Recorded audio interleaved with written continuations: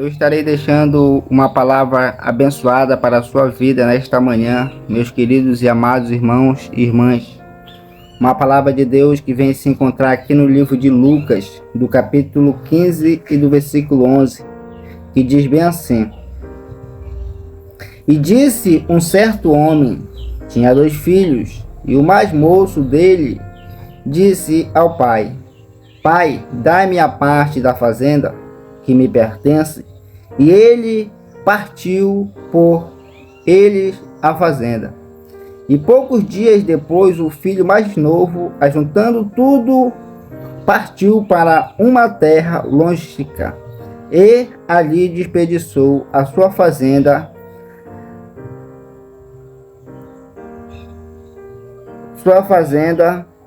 vivendo dissolutamente, e havendo ele gastado tudo, houve naquela terra uma grande fome e começou a passar necessidade. E chegou a se um dos cidadãos daquela terra, o qual mandou para os campos apacentar porcos. Amém? Então essa é uma palavra, meus queridos irmãos, uma palavra, que vem falar sobre um homem, porque havia um homem, e esse homem, ele era um homem mais rico naquela época, um homem que ele tinha de tudo, tinha sua fazenda boa, tinha de tudo, não faltava nada na casa dele, tudo que ele queria ele tinha. E tinha de tudo, tinha sabedoria, um cara que servia a Deus, um cara obediente. E ele tinha 2 filhos. E quando foi um certo dia, meus queridos e amados irmãos, o filho mais novo chegou até o pai e disse: Pai, dai-me a parte da herança, a parte que me pertence. Então, meus irmãos, quando o filho recebe a herança do seu pai, é a partir que o pai morre. A partir que a pessoa morre é que o filho pode receber a herança do seu pai, Porque enquanto ele está vivo, as coisas ainda pertencem ao pai, não pertencem ainda ao filho, Então, quando ele pensou em receber a parte da herança do pai dele, ele já estava desejando a morte do pai dele. Então ele já não estava fazendo o que era certo, meus irmãos. Mas mesmo assim, o pai, sabendo de tudo, sabendo que o seu filho não estava fazendo uma escolha certa, não estava tomando uma atitude certa, e aquilo que ele estava pensando estava errado, mas mesmo assim, para não ver o coração do seu filho machucado, e para não ver revolta no coração do seu filho, ele pegou e repartiu a herança e deu a parte do seu filho mais novo. E com poucos dias, meus irmãos,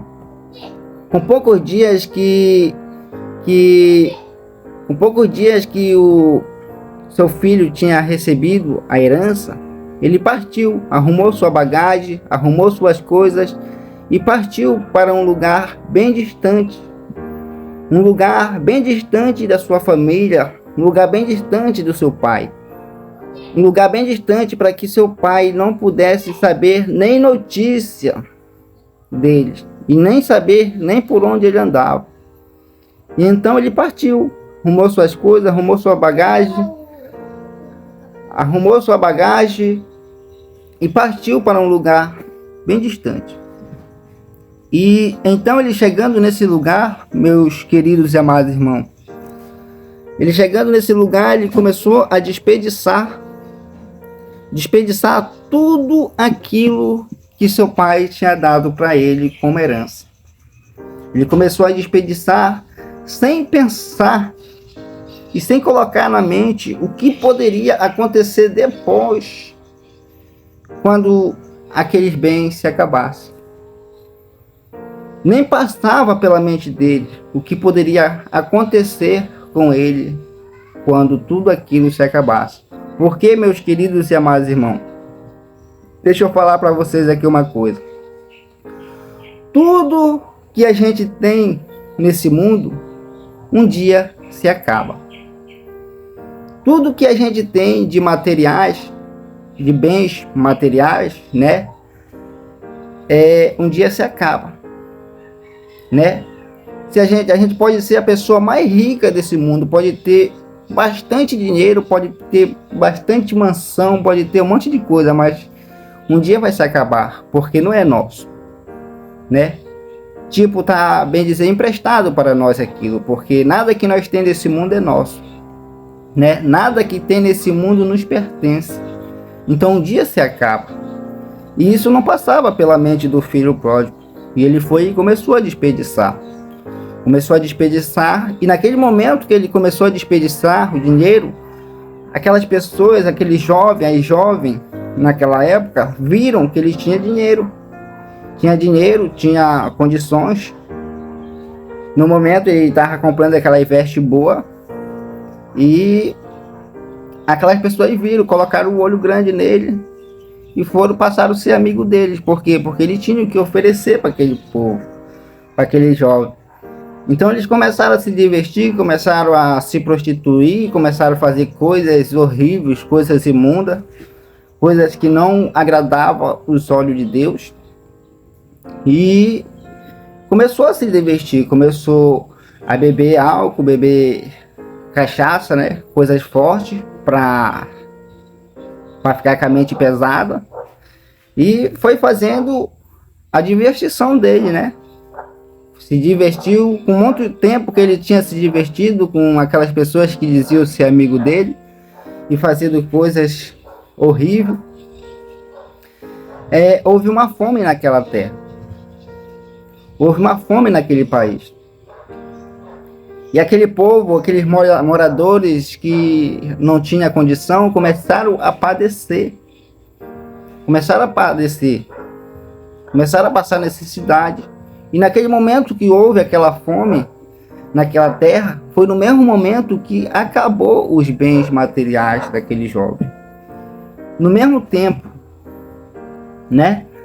E então ele começou a padecer. Começou a passar necessidade, porque ele já não tinha mais aqueles bens, tinha gastado tudo, gastando sem perceber o que poderia acontecer depois. Para ele, naquele momento que ele estava gastando, ele não estava nem aí. Ele queria saber de se divertir, né? E o inimigo, ao mesmo tempo, controlando a mente dele, né? Porque o inimigo, ele vê nossos momentos de fraqueza, e no momento que a gente toma o fraco, o inimigo aproveita para nos enfraquecer mais ainda e fazer nós cair e passar por coisas difíceis em nossa vida, né? Por isso que nós temos que vigiar para que a gente não venha enfraquecer muito, né? Para que o inimigo não venha aproveitar e nos fazer cair em tentação, né?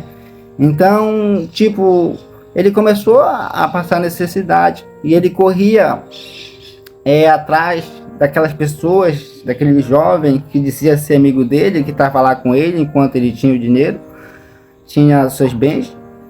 Ele corria atrás daquele jovem porque ele dizia que era amigo dele, né? Então ele corria lá, pedia um prato de comida e aquelas pessoas não queriam dar para ele.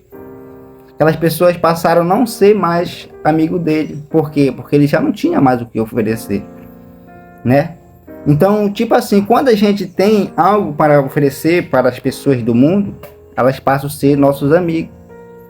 Mas quando a gente não tem, quando a gente está lá embaixo, na miséria, a gente não encontra um que vem nos dar um prato de comida para nós se satisfazer, né? Nós não encontramos. Então é assim, a mesma coisa ele não encontrou pessoas que diziam ser amigo deles, nenhum ajudaram ele naquele momento que ele estava passando pelaquela miséria na vida dele. E ele foi e achou o cidadão, foi até o cidadão, encontrou com o cidadão daquela cidade, daquele país. Um homem que tinha uma fazenda, e esse homem ele cuidava de porcos, tinha porcos em na sua fazenda. E então ele foi, creio eu que ele foi e pediu um agasalho, pediu um emprego para aquele cidadão. E aquele cidadão, creio eu, que falou para ele que o único trabalho, o único emprego que ele tinha era apacentar porcos, cuidar de porcos, alimentar porcos. Então, naquele momento que ele olhou para aqueles porcos, ele desejou a comer aquelas comidas daqueles porcos, porque ele estava com muitos dias sem comer, muitos dias sem alimentar. Estava passando por muita necessidade, muita fome, muita miséria na vida dele, porque não tinha nada mais. Não tinha nem um centavo para comprar sequer um alimento para ele se alimentar. Então ele desejou comer a comida daqueles porcos. E então naquele momento, creio eu que ele chegou até a comer a comida dos porcos, né? E naquele momento que ele desejou e comeu a comida dos porcos, ele refletiu. Foi que foi passar pela mente dele: poxa, o que foi que eu fiz? Saí da casa do meu pai, lá passava do bem e do melhor, comia do bem e do melhor, vestia do bem e do melhor, tinha minha veste boa, tinha minha sandália boa, meu sapato bom, e tô aqui padecendo de dor. Os empregados, jornaleiros do meu pai passam do bem e do melhor, e eu aqui padecendo de dor, comendo comida de porcos, sem condições, sendo humilhado, sendo cuspido pelo povo. Quando eu tinha, o povo me acolhia, agora que eu não tenho, eles me desprezam. E então, naquele momento, ele pensou em voltar para a casa do pai. Pensou em voltar para a casa do seu pai, mas não como filho mais, porque ele estava envergonhado daquilo que ele tinha feito. Ele foi refletir, viu que ele tinha fazido era errado. E ele foi e decidiu, pensou em voltar para a casa do seu pai, mas não como filho, mas sim como um jornaleiro do seu pai, um empregado do seu pai, um trabalhador do seu pai. Porque ele sabia que lá na casa do seu pai, lá ele ia ter sua comida boa, ia ter sua veste boa, mas ele não queria mais voltar como filho, porque ele estava envergonhado daquilo que ele fez. Então ele foi e voltou para a casa do pai dele, né? E deixa eu lhe falar uma coisa aqui, meus irmãos. Nós pode fazer tudo nesse mundo de errado. Nós pode fazer tudo de errado nesse mundo, nós estando na presença de Cristo. Mas na hora que a gente volta para a casa do Pai, que é Deus, a gente se vergonha daquilo, a gente reconhece. Quando a gente tem o Espírito Santo de Deus na nossa vida, quando Deus trabalha na nossa vida verdadeiramente, a gente reconhece os nossos erros, Deus faz, o Espírito Santo de Deus faz a gente reconhecer os nossos erros, e a gente passa a ter vergonha, a se envergonhar daquilo que a gente fez, né? Então, assim ele fez, ele se vergonhou do que ele tinha feito, né? E ele foi e voltou para a casa do seu pai. Voltou, e quando ele ia se aproximando da casa do seu pai, meus irmãos, o pai dele avistou ele de longe. E correu e abraçou o seu filho. Viu seu filho descalço, veste tudo rasgada, sem camisa, só o short rasgado. E ele foi e abraçou seu filho. Porque é tipo assim, meus irmãos. Tipo, o filho pode ser errado o que for. Pode ser o maior bandido. Pode fazer a pior coisa nesse mundo. Mas o pai, que é pai, nunca irá abandonar o seu filho. Ele sempre vai ter aquele amor pelo seu filho. Não importa o que ele fez, o que ele faz, o que ele vai fazer. Mas o seu pai, ele demonstra o amor pelo seu filho, porque ele ama, né? Ele ama e não quer ver o seu filho passar por aquelas coisas horríveis. Então, muitas das vezes o pai se entristece com isso e não abandonará, né? Então ele correu, abraçou seu filho, chorando, os dois chorando, né? Creio eu. E ele foi, o pai daquele jovem foi e mandou os empregados dele ir lá na fazenda matar um bezerro selado.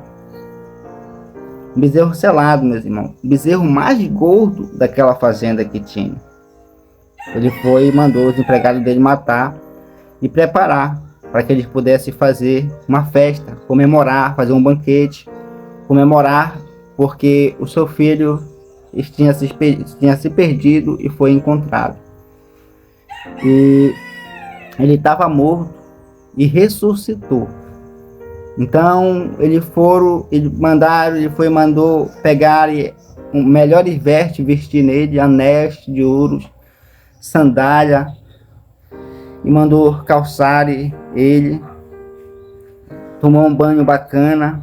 E enquanto eles estavam começando a comemorar a volta daquele jovem, o irmão daquele jovem estava para o campo, apacentando ovelhas, cuidando de ovelha. E ele não estava sabendo de nada. E quando ele vem voltando, o irmão daquele jovem que tinha se perdido e foi encontrado, ele ouviu aquele barulho de som, aquele barulho de música, de dança. E ele foi e chamou um dos jornaleiros do seu pai e perguntou: o que há acontecendo? O que está acontecendo que eu não estou sabendo? Por que essa festa? Por que essa comemoração? Aí o jornaleiro falou para ele: não, é porque o seu irmão voltou e o seu pai está comemorando, mandou matar um bezerro selado e estamos comemorando aí porque o seu irmão voltou. E naquele momento, o irmão mais velho daquele jovem ficou muito injuriado e não ficou satisfeito com isso. Então, meus irmãos, tipo assim, muitas das vezes a gente se perde nesse mundo, a gente toma sendo evangélico e muitas das vezes a gente cai em tentação. Muitas das vezes a gente dá brecha para o inimigo e a gente acaba fazendo coisas que não é do agrado de Deus, coisas que vai nos prejudicar lá na frente. Mas muitas das vezes nós se arrepende. Quando a gente cai numa miséria muito grande, a gente se arrepende muitas das vezes. E a gente volta para a casa do Pai. E o Pai nos aceita novamente. Ele nos aceita. Mas tem pessoas lá dentro do ministério que são nossos irmãos mais velhos, né? Pessoas que estão lá há muito tempo, que vão ver Deus nos abençoando, e vai sentir inveja da gente, vai se irar, porque ele está há muito tempo lá e a bênção não aconteceu na vida dele. Então ele vai se irar e vai ficar contra nós, né? Sempre acontece isso. Então é assim. Aí aquele jovem ficou muito injuriado, não ficou satisfeito com aquilo. Então ele não quis entrar, ficou emburrado, não quis entrar para dentro do ministério, não quis entrar para dentro da casa do pai dele. E o pai dele viu que o filho não tinha entrado. Então ele foi lá fora conversar com seu filho e perguntou: por que, meu filho? Por que você está assim? Você deveria estar alegre, porque seu irmão voltou para casa novamente. Aí ele falou: mas como, meu pai? Como que eu vou ficar alegre? Como que eu vou ficar feliz que o seu filho mais novo pegou a parte da herança toda, foi embora, se divertir, curtir a vida, se prostituir, fazer coisas horríveis nesse mundo, desobedeceu o Senhor, e o Senhor mata do bezerro melhor que tem na fazenda e comemora. E eu, que estou aqui há muito tempo, não matou um cabrito para que eu pudesse me divertir com meus amigos, né? Então é tipo assim, meus irmãos. O seu pai conversou com ele e agradou o coração dele, falou assim: meu filho, pois então, meu filho, tudo que tem aqui que faz parte de mim é seu. Tudo que tem aqui é seu. Então, por que nós não deveremos matar um bezerro dessa fazenda para comemorar a vinda do seu irmão, né?